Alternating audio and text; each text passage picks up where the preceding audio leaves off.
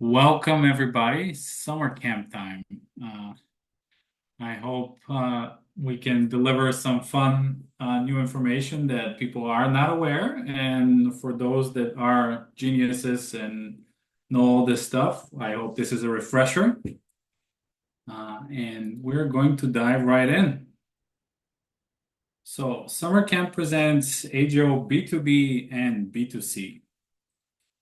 We're gonna cover this. So here's the agenda for today, talking about, we're gonna start with some introductions of myself and Jack on a call, what the purpose of this webinar is. Then we're gonna dive into the various sections such as migrating to AJO, AEP data model for B2B specifically, and then what we think are some practical differences between both B2B and B2C AJO instances. Then we're going to dive into some key lessons and advice that we think is helpful for our clients and for anybody that's going to be watching this recording. And finally, if we do have people join us, and whoever joins can ask some questions at the end, leave some Q&A time, and we can dive right in. So, the purpose of this call, I guess we can start first with the introductions. I myself am a senior consultant for Softcrylic. I have about 11 plus years of experience in marketing automations with various platforms. Think of all the big boys. And now I get to have some fun with Adobe. Jack, what about yourself? Yeah, thanks, Stefan. Hey, everyone. My name is Jack Roy.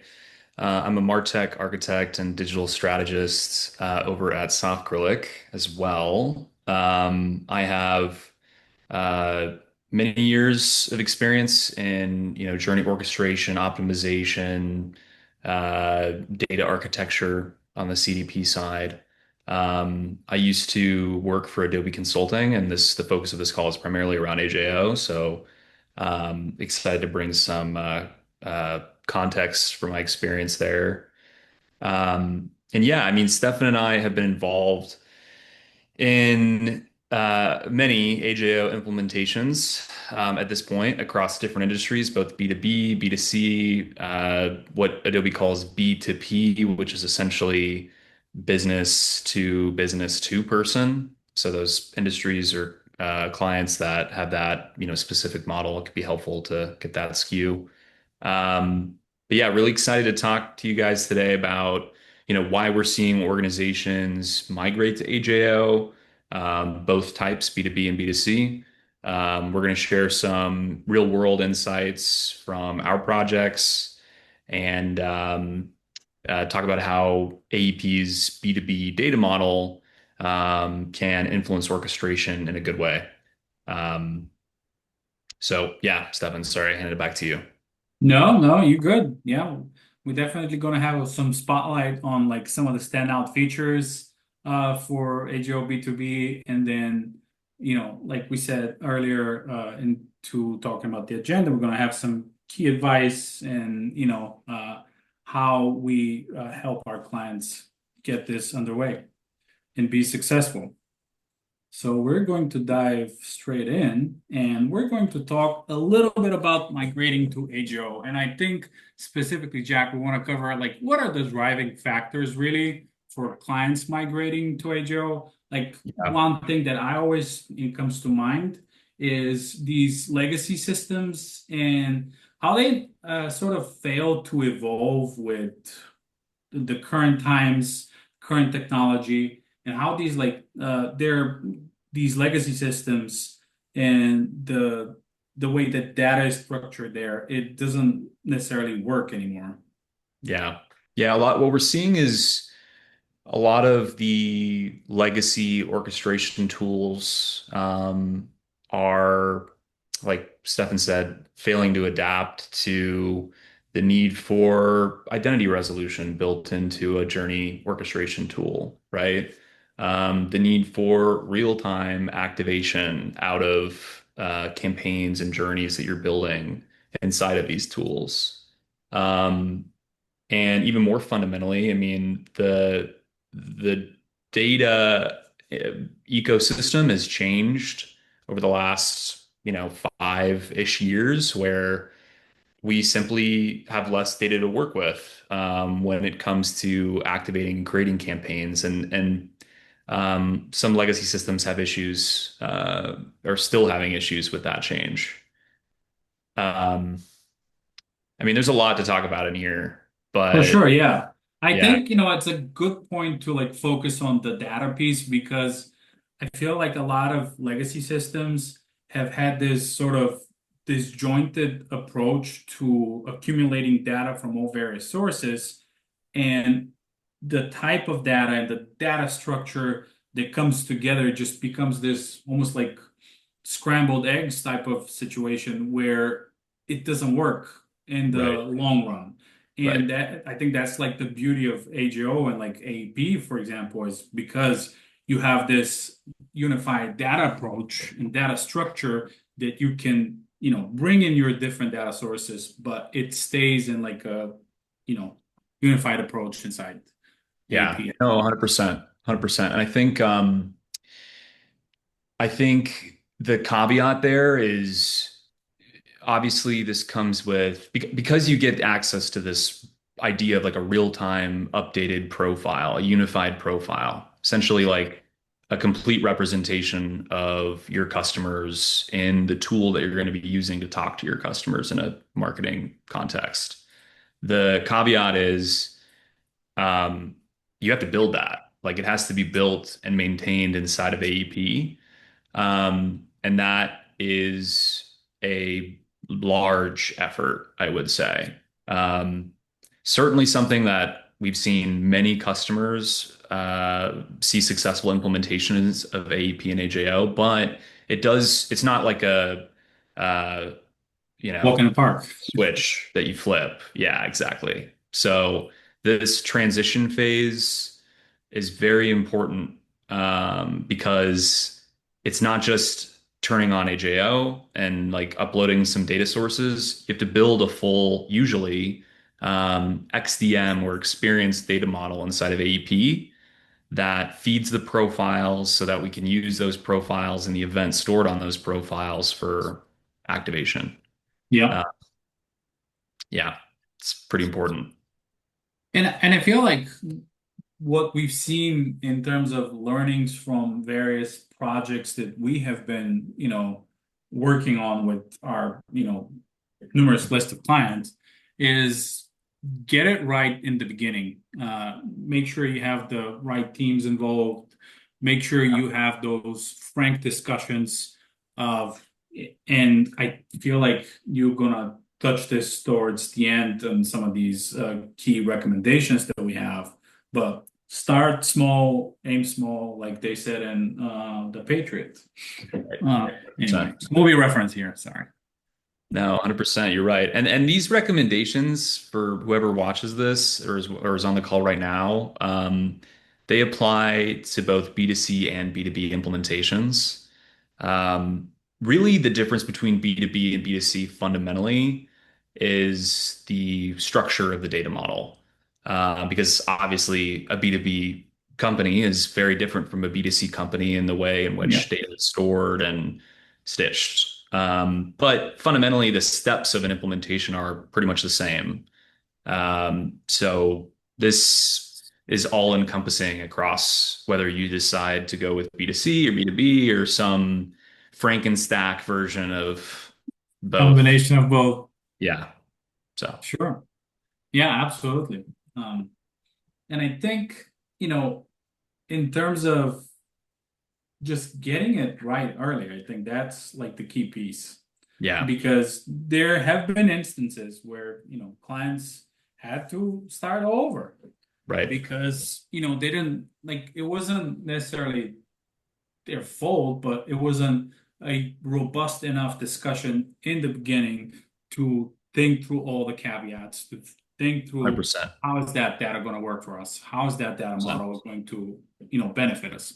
Yeah, I'll actually even give you a quick example how design decisions made early on can affect the ability to use AJO effectively. Yeah. So, as an example, a project that I've worked on recently for a customer involved setting up some very basic AJO journeys inside of their instance. And for example, they want to set up like an abandoned cart journey triggered off of web SDK, mobile SDK, event data being stitched to profiles, and then those events triggering a journey for those profiles. Mhm. Uh, the design decision made early on by the implementation partner involved setting up two separate schemas for web and mobile data, which typically we don't recommend, especially with a when those schemas are feeding a tool like AJO. Yeah. Reason being is when you go to create a AJO event, basically the event trigger that will start the journey inside of the canvas, the logic that you apply to that event listener, you can call it, is tied to a specific schema. So the TLDR of this is because there were two separate schemas when there didn't need to be for both mobile and web event data. We had to create separate journeys for every single campaign, for every single use case for both mobile and web. So for That's the abandoned cart, work. Yeah. we have a mobile abandoned cart and a web abandoned cart. For like a post purchase type campaign where you're trying to upsell, right? You got to have a post purchase for mobile, a post purchase for web. So it creates a lot of friction when you don't get the core design components right the first time. So I know we're spending a lot of time here on this particular slide, but I just want to These are like, important things, though. yeah, I just want to emphasize that like it's it's better, even if it's more painful and takes longer, to really spend some time making sure that your data model structure is going to work for what you want it to do.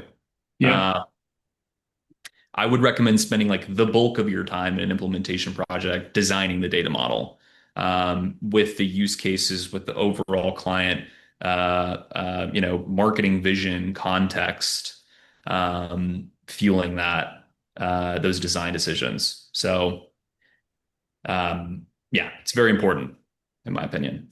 Absolutely. And definitely, I think with use cases that might not even apply at the moment should also be part of the consideration because they 100%. will be, used later or something that, should be thought of in the Mhm. beginning versus having to like figure out how that use case fits into the data later. Totally.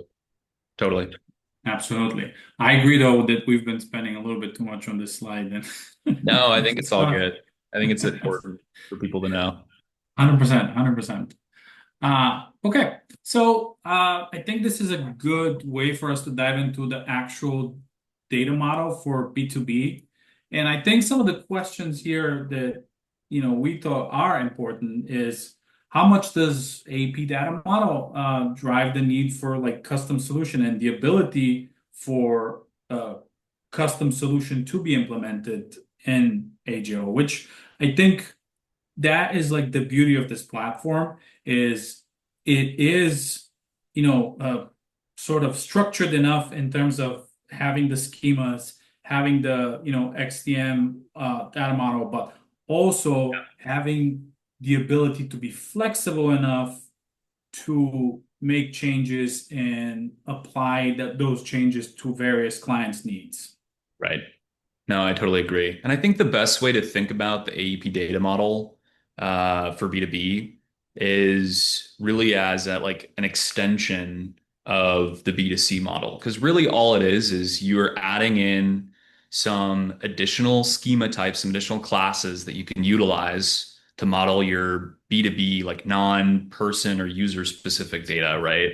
Yep. Uh, and maintain that inside of the system. So think of it as an extension where all of these B2B entities are essentially like you can think of them as lookup schemas where They're really just extending the ability to build out your person profiles and your account profiles with B2B data. Um, the need for a custom solution, I mean, to be quite honest, like AEP B2B is still somewhat in its infancy. Yeah. So when we do these projects, we do typically see that there is some custom solutioning required when it comes to building the data model. For example, like we've worked with a customer recently where they wanted to bring in account events into AEP, right? So like events associated not with a person, but with an account, like an account. Um, I don't know, anything related to an account, right? Yeah. Uh, so the thing about AEP B2B right now is you can't bring in events at the account level. You can bring in opportunities, which are kind of similar to like a status change of an account, but not quite the same as like a true event. So in order to uh, build out a structure of a model structure that includes that need for account level events, you have to build a custom solution, which includes like doing some interesting workarounds with custom schemas and relationships and etc. So I think the important takeaway here is when you evaluate AEP, specifically AEP B2B, as a potential solution set for your MarTech stack, make sure you go into it with, a clear understanding of what AEP B2B is, an extension, right? And whether or not those extended capabilities actually do the things that you need them to do. Yeah. Because it's not a one size fit all. It doesn't work for everyone. We're not going to tell you guys that this is like the best solution ever, but we have seen it as very powerful for many customers to utilize. Absolutely. And I think, having the right partner in the beginning as well is essential because, people are like ourselves at Soft Acrylic, and essentially the Adobe consultants, we're the ones that are going to tell you, hey, this is how it needs to be done. This is Yeah. going to work for you, and this is what the custom solution will be if it's Yeah. needed. Stefan and I have seen it all at this point, seemingly seen it all. I feel like we always say we've seen it all, but there's always something new that pops up, Yeah. Yeah. I which should is, say I think, the we've beauty of seen this. we've seen a lot of edge cases. So I Yeah. think at this point we're pretty well positioned to support our customers with AEP B2B and Yeah. AJO. Soft Acrylic, the edge case consulting company. That's right. That's what we do. All right. Well, I'm gonna go into, talking a little bit about differences between both like B2B and B2C instances of AJO. And obviously, B2B and B2C are fairly different. You have your longer sales cycles for B2B. You have individual decision makers for B2C, multiple stakeholders involved in B2B. Uh, just very, very different. And, Yes.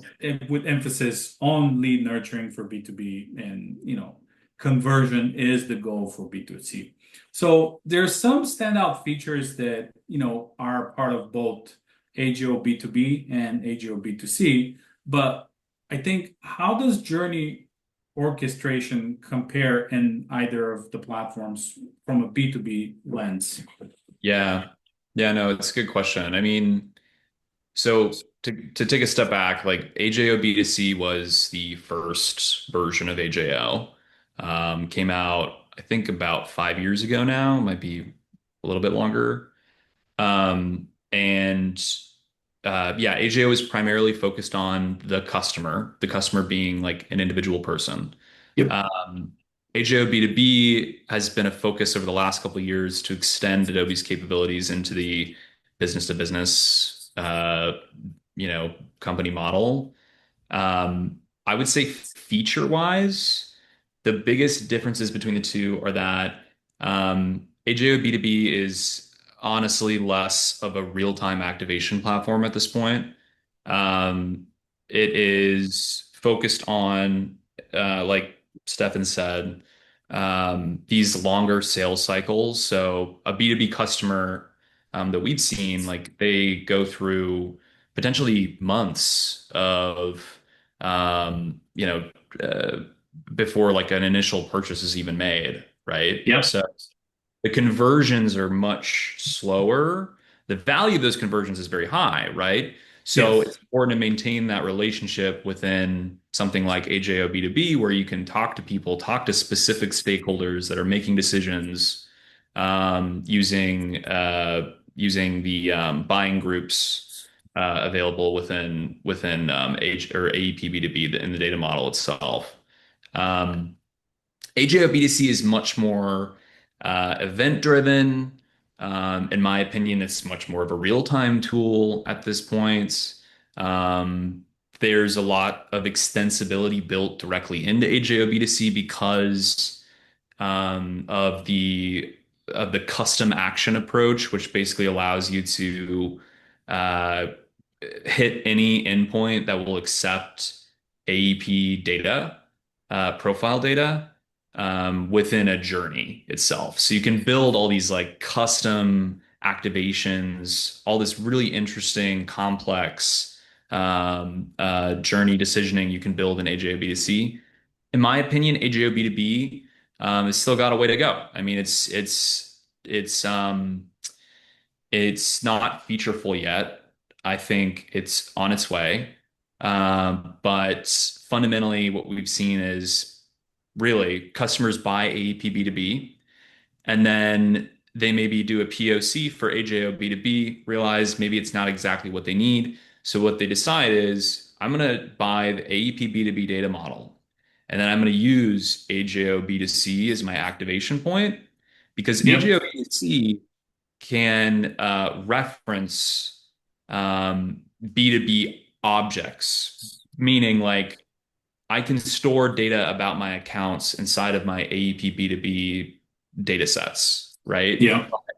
When I go into AJO B2C, I can reference the data that lives on those accounts that are associated with that user to be able to further build out an AJO B2C campaign for that user. So that's what we've seen that's been most effective in the last like year or so.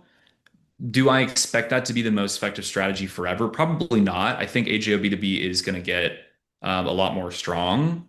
Um, we just find that, if you can reference the data that lives at the account level, uh, using AJO B2C doesn't really lose you. You don't really lose any benefits that you might get from AJO B2B. Because Yep. fundamentally, and I'm talking a lot, Stefan, so I'll shut up in a second. But like No, no, you're fine. fundamentally, AJO B2B, you're still talking to individual people, right? You're just talking to Yes. people within those accounts. So uh, all of that is to say, both are very different in terms of what they can do. In my opinion, and this is just my opinion, I think that AEP B2B plus AJO B2C is typically at this point in time the right move for a lot of customers. Yeah, Um, and I think it allows for that personalization that, you know, essentially, yes, you're talking to a collective for B2B, but there is individuals within that collective that make the decisions, right. that influence the end result. And you need to be as personal with them as you can. Yeah. No, 100%. 100%. Yeah. So I think we're gonna move into our final section. We're gonna talk about some key lessons and some advice that we want to give to our listeners, viewers, whatever we want to call them today. So let's dive right in. I think what we want to tell like clients with B2B model, and I feel like we touched on this in the beginning where, you know, basically start small and scale smart. Yep. Yeah. I mean, I think we've touched on most of these points already, but like just to reiterate, um, if you are a B2B business and you're considering going down the Adobe path, right? I think one of the most fundamental things is to understand is that AEP has a very specific set of rules for building uh, customer profiles and maintaining those profiles within the system that can then be used by AJO and the CDP and Yeah. customer journey analytics, right? So understanding your current state when it comes to data readiness, super important. I would recommend it for every customer before you really jump into Adobe. Again, XDM, Experience Data Model, is fairly rigid in terms of how it's structured. It's a hierarchical data model. It's not relational. And sometimes it's good to think about if you're not at a stage of data readiness, maybe considering like a marketing data foundation or MDF is what we call it. Or some people call it a pre-CDP environment, right?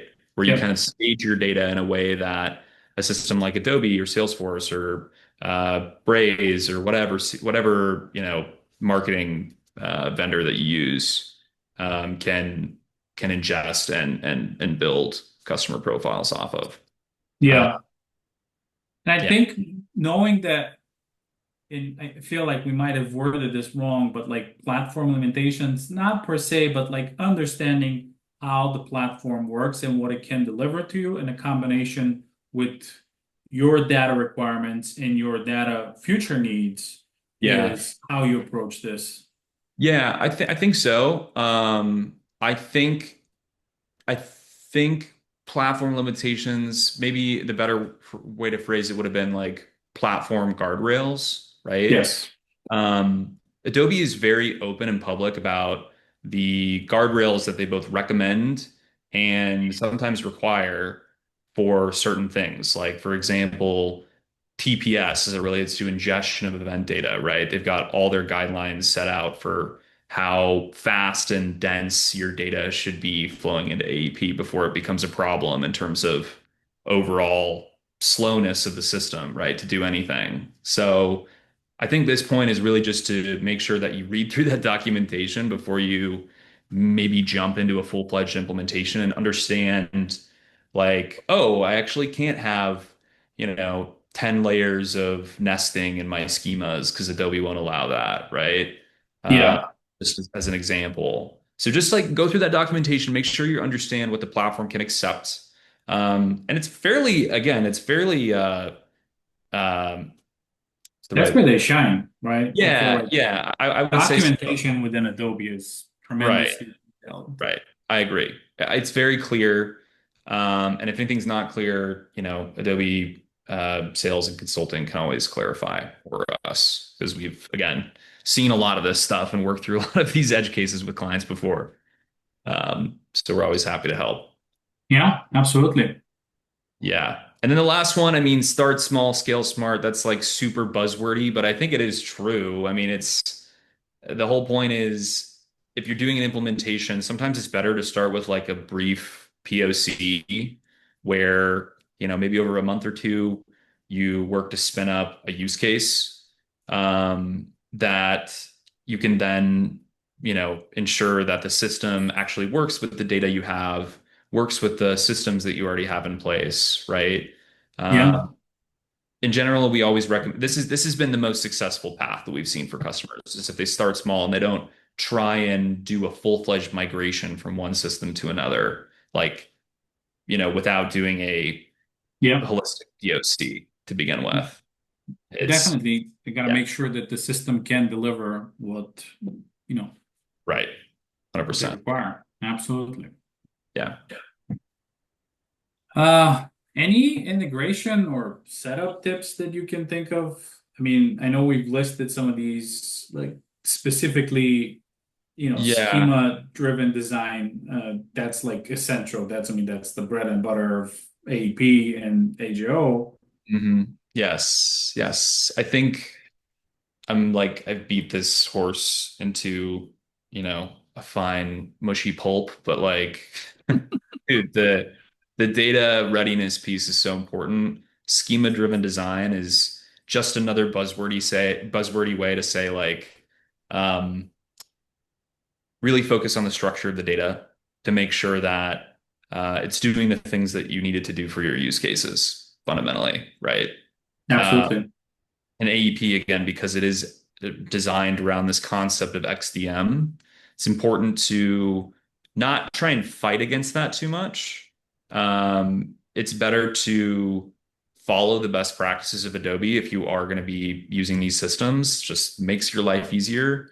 And using these schemas, especially the out of the box schemas, field groups, all that stuff. It's very powerful and it'll save you time because you don't have to reinvent the wheel for a lot of this stuff. I mean, there's a lot Yeah, of advertising that has already been done by Adobe. So absolutely. They that's have some put in a different lot of time. thought in Yeah, how this platform should work and how it should deliver benefits to all sorts of clients. right. Yeah, and just the last two things here. I mean, they're really focused on B2B, but you know, Adobe has really powerful ABM capabilities. So if you are going with B2B, both AJO and the CDP provide these capabilities, and I think you would be doing yourself a disservice not to use them. And then the last one here is uh, if you have provisions AEP B2B and AJO, um, it's really important to build your journeys in a way that reflect your buying stages. Yeah. So you might have a awareness journey, right? A consideration journey, a decision journey. Like these are, and they're all kind of tied together, but they're separate pieces of the whole puzzle, right?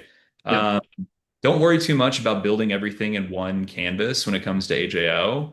There's a lot of easy ways to shift profiles between canvases. And what we found is, um, ironically, the more you try to consolidate, the more difficult it becomes to do a Yes, it lot of does. things. So yeah, I mean, Steph and I have seen this all the time where say you want to make a small change in a journey that's, just really like focused around the awareness portion, right? You have to, depending on the change, the type of change, but usually you have to turn that journey off, make your changes, go through potentially like another proofing process, but it affects everything, right? It would affect Yes. awareness, consideration, decision versus you chunk it out Yep. and you build your journeys in a way that are not necessarily highly centralized, but they're more modular so that you can make edits, you can make iterations, changes. Yeah. Um, you've seen a lot of success in that regard. And I think it also allows for marketeers to be able to understand it better because the more complex the journey is, the more difficult it is to follow the breadcrumbs and figure out where you need to make changes, where you want to do something. It's just keep it simple and your life is going to be easy. And Yeah, as you mentioned, Jack, this platform is just going to get better, yeah, specifically when it comes to B2B, and it's going to evolve and it's going to deliver what AJO B2C is able to deliver on a daily yeah, no, basis. 100%. Um, yeah, I do want to get to questions. So we have, Oh, absolutely. Yeah. we did get one question in the chat, which is awesome. Thank It's you, amazing. Maria. Appreciate that. Let's definitely hit on this question. So Maria asks, of the businesses who use Adobe for enterprise data collection, what would you say is the percentage of legacy tagging versus those who moved to XDM? What I've seen lately is it's a very high percentage of people are using XDM. It's not a quick lift project to move from legacy tagging to XDM, but it's super important when it comes to making your life easier in AEP, when it makes your life easier if you're using AEP's application services like AJO, the CDP, CJA, right? It just makes everything easier, smoother. Um, that's what I've seen personally. My typical focus is not on the data collection side. I'm more of a, data architect and activation focused consultant, but um, if I don't know if that answer isn't good enough for you, I can definitely pull somebody in and have them answer from a data collection lens. But from my experience, what I've seen is mostly people are using XDM. Yeah. with all of the fun pain of those types of migrations coming with it. But um, but yeah.